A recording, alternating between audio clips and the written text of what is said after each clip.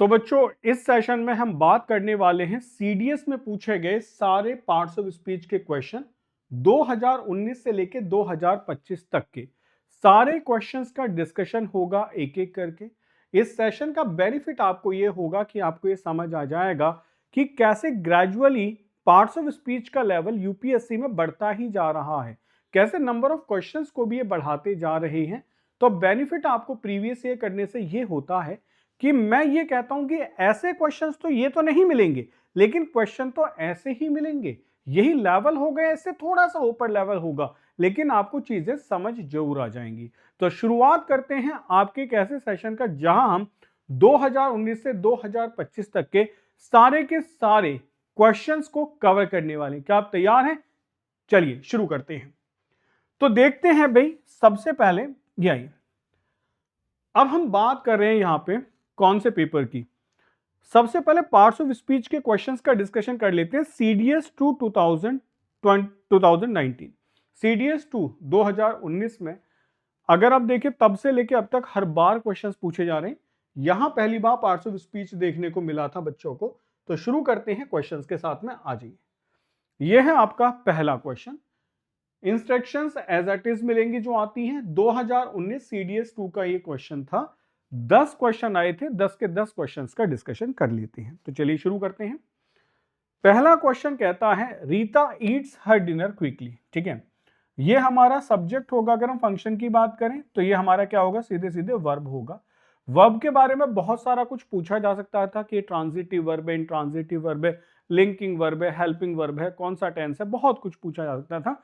लेकिन क्वेश्चन बहुत आसान पूछा गया। सिर्फ ये पूछा गया कि इस वर्ड को क्या कहा गया। ऑप्शंस में देखा गया तो वर्ब आंसर है, बिल्कुल सीधे सीधे। ये कोई प्रपोजिशन, एडजेक्टिव या एडवर्ब नहीं है। मतलब मैं ये कहूंगा कि ये जो क्वेश्चन था ये इजी कैटेगरी वाले क्वेश्चंस में आता है। पहली बार पूछा गया था तो इसलिए बच्चों को थोड़ा कंफ्यूजन जरूर हुआ होगा, क्योंकि कोई भी चीज जब नहीं पूछी जाती है तो बच्चों को वो कंफ्यूज करती ही करती है, चाहे वो इजी ही क्यों ना हो। लेकिन जैसे जैसे आप बढ़ेंगे आगे तो आपको समझ आएगा कि क्वेश्चन डिफिकल्ट होते जा रहे हैं। ठीक है, नेक्स्ट आइए। He thought the movie ended abruptly. He thought the movie ended abruptly. ही हमारा सब्जेक्ट होगा, थॉट हमारा वर्ब होगा। ठीक है, क्या दैट यहाँ कंजंक्शन होना चाहिए, नाउन क्लॉज के कंजंक्शन को हटा देते हैं, कोई दिक्कत नहीं। ही थॉट दैट द मूवी हमारा सब्जेक्ट होगा, एंडेड क्या है, वर्ब है। हाउ इट एंडेड एब्रप्टली, तो सीधी सी बात है ये क्या होगा, एडवर्ब होगा। कैसे, हाउ, एडवर्ब ऑफ मैनर होगा। अब इन्होंने देखो सीधे सीधे एडवर्ब पूछा। ये क्वेश्चन को और अच्छा कर सकते थे कि एडवर्ब ऑफ मैनर होगा, एडवर्ब ऑफ टाइम होगा, एडवर्ब ऑफ प्लेस होगा, लेकिन ऐसा नहीं किया गया। सीधे सीधे पूछा गया क्या होगा, तो मैं कह सकता हूं कि ये एडवर्ब होगा। यानी कि मैं इस क्वेश्चन को भी कहना चाहूंगा कि ये क्वेश्चन बिल्कुल इजी कैटेगरी का है। इसको मैं इजी में ही रखूंगा। जब तक आप डायरेक्ट पार्ट्स ऑफ स्पीच बताते हो, जब तक क्वेश्चन में कुछ इफ बट नहीं होता है, वो क्वेश्चन इजी कैटेगरी में ही कंसीडर कर लिया जाता है। नेक्स्ट आइए। I will meet you in the 3rd week of August. कुछ दिक्कत लगी? देखो ये सब सीडीएस के तो क्वेश्चंस हैं, मतलब ऐसा तो है नहीं कि सर आप आसान आसान क्वेश्चन लेके यही आते हैं। लेकिन ये जरूर है बेटा, अब आप आराम से कर लोगे। लेकिन जब पेपर में बैठे होते हो ना तो ये क्वेश्चन हिला के रख देते हैं। अब ये प्रोनाउन वर्ब नहीं है, आसान आंसर है, प्रपोजिशन होगा। ऑफ भी यहाँ प्रपोजिशन ही लिखा गया है। ठीक है, अगर कोई और टफ क्वेश्चन बना सकते थे यहाँ तो हो सकता था कि यू को पूछ लिया था कि सब्जेक्टिव केस का ऑब्जेक्टिव केस का है। बाकी बहुत ज्यादा मुश्किल नहीं है। तो मैं ये कहना चाहूंगा कि देखते बच्चे ने बता दिया होगा। मैं तो ये कहूंगा ये भी क्वेश्चन मेरा इजी ही है। ठीक है, नेक्स्ट आइए। नेक्स्ट है jasmine and roses are my favourite flowers. ठीक है, जास्मिन एंड रोजेस। अब जास्मिन क्या है, ये भी मेरा नाउन ही है। ठीक है, रोजेस क्या है, ये भी नाउन ही है। दोनों नाउन को एंड ने जोड़ा तो एंड क्या है, कंजंक्शन है। अगर मैं यहाँ ये पूछ लेता कि ये कौन सा कंजंक्शन है, सबऑर्डिनेट कंजंक्शन है, कोऑर्डिनेट कंजंक्शन है, तो एक लेवल ऊपर चला जाता। यदि मैं ये पूछ लेता कि कोऑर्डिनेटिव में ये कोरिलेटिव है, एडवर्सेटिव है, ठीक है, डिसजंक्टिव है, तो एक लेवल और नीचे चला जाता। लेकिन बहुत डायरेक्ट क्वेश्चन पूछा गया है, कंजंक्शन आंसर होगा। मैं फिर से कहूंगा इजी, इजी क्वेश्चन है, इजी। ठीक है, तो इजी क्वेश्चन की कैटेगरी में ये क्वेश्चन भी रखा जा रहा है। तो मुझे अभी तक कोई मॉडरेट भी मैं कहूं नहीं लग रहा है। ठीक है, नेक्स्ट आइए। She faithfully answered the detective question. ठीक है, एक तो बात यह है कि जो एलवाई है, एक रट लेना कि एलवाई वाले वर्ड्स क्या होते हैं, एडवर्ब। ये रट लेना थोड़ा सा गलत है, बस इतना याद कर लेना कि ly वाले वर्ड्स एडवर्ब तभी होते हैं जब एडजेक्टिव से बने हों। तो अगर हम देखें इसमें ट्रूथफुल है, क्या लिखा गया, TRUTHFUL फुल, तो फुल वाले वर्ड्स तो एडजेक्टिव होते हैं ना, तो ट्रूथफुल होगा। देखो ये भी गलत है कह देना कि फुल वाले सारे वर्ड्स एडजेक्टिव होते हैं, क्योंकि अगर मैं हैंडफुल लिख दूं, हैंडफुल, कपफुल, क्लासफुल, तो ये नाउन बन जाते हैं, ठीक है। तो ये सब रटना नहीं है, ये सब रटना नहीं है, बस ये समझना है। लेकिन कहा यह जाता है कि अगर हम कह रहे हैं कि एडजेक्टिव प्लस ly है, एडजेक्टिव प्लस ly है, तो वो एडवर्ब होगा, ठीक है। तो ट्रूथफुल प्लस ly ट्रूथफुली क्या होगा, एडवर्ब होगा। बिल्कुल क्लियर है, ये आंसर क्या होगा, आंसर एडवर्ब होगा। एडवर्ब कहां लिखा गया, देखो ये लिखा गया, डी आंसर होगा। क्वेश्चन कैसा होगा, क्वेश्चन मेरे कहने से इजी होगा। फिर भी बात करते हैं, शी आंसर्ड, शी क्या है, ये सब्जेक्ट है, तो आंसर्ड क्या है, वर्ब है। हाउ शी आंसर्ड ट्रूथफुली, तो इसका एडवर्ब होगा, ठीक है। ये इसके लिए एडवर्ब का काम कर रहा है, एडवर्ब ऑफ मैनर है। बिल्कुल डायरेक्ट क्वेश्चन हिट किया गया, इसलिए इजी कैटेगरी में ही चला जाता है। नहीं कह सकते हैं कि मुश्किल है, डिफिकल्ट है, कुछ नहीं कह सकते हैं, मॉडरेट भी नहीं कह पाएंगे इस क्वेश्चन को। नेक्स्ट आइए, hurray we won the game. अब ऐसे क्वेश्चंस हैं, ये तो अगर इजी के नीचे भी कोई वर्ड हो तो हम वो कह सकते हैं इसके लिए कि मतलब इजी से भी इजी है, ठीक है। देखते ही पता चल रहा है कि इंटरजेक्शन होगा, कुछ इफ बट नहीं लगाया गया है, कुछ पूछा जा सकता था शायद, ठीक है, लेकिन कुछ पूछने वाली कंडीशन नहीं है। बिल्कुल सीधा सीधा आंसर है, इंटरजेक्शन होगा, बाकी कंजंक्शन, नाउन, प्रोनाउन पूछेंगे, तो ऐसा कुछ नहीं है, ठीक। तो बिल्कुल सीधा सीधी बात है, आसान है, इजी ही लिखेंगे इसको भी। इजी के नीचे कोई वर्ड होता तो वो लिखते, लेकिन नहीं है तो इजी बहुत है, ठीक है। नेक्स्ट आइए, अब चलो इसको देखते हैं। The son writes meaningless letter to his father, ठीक है।